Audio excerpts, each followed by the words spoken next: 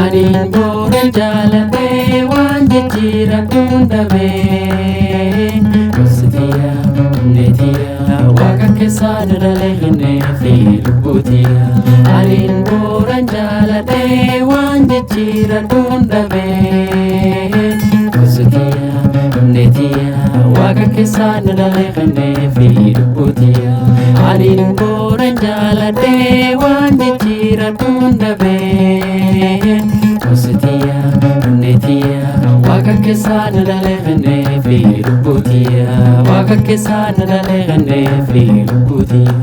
yoganna wakirobe arolen nannakate arbalam bali sora yarolen daddakate galgalon jagalchuma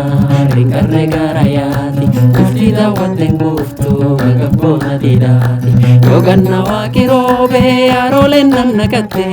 arbalam bali sora yarolen daddakate galgalon jagalchuma ringarre garayati kuftida waten guftu gagabona didati galgalon jagalchuma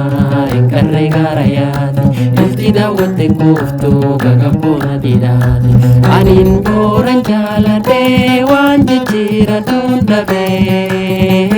Kositiya netiya waka kesana dalehne fi lubutiya anin boran jalate wan jechira tundabe Kositiya netiya waka kesana dalehne fi lubutiya waka kesana dalehne fi lubutiya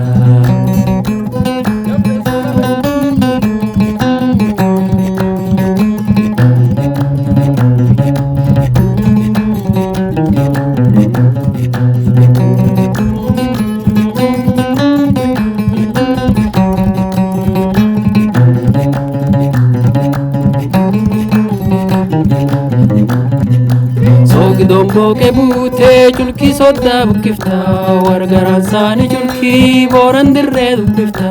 dirre waka dirirse liba waka wayomse wayundarin tumbatu boran waka karomse sogi dombo ke bute chulki soda bukifta wargaran sani chulki boran dirre dukifta dirre waka dirirse liba waka wayomse wayundarin tumbatu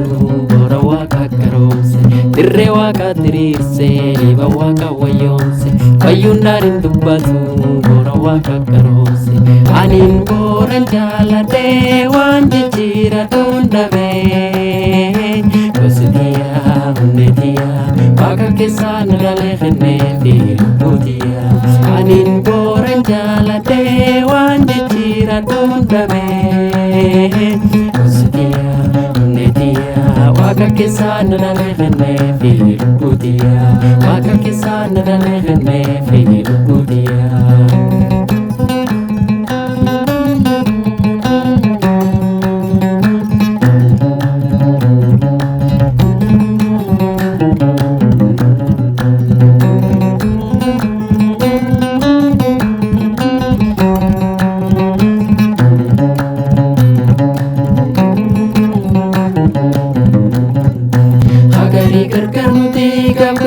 garnu jessa waan gosa dubbat fakkeesse garachuu fi dindisa waan akkana yoo argu qalbiin nama toofti jiruu nan tasaa jedhullee namatti attadhoofti agarii gargar nuti gab gosan gargar nu jessa waan gosa dubbat fakkeesse garachuu fi dindisa waan akkana yoo argu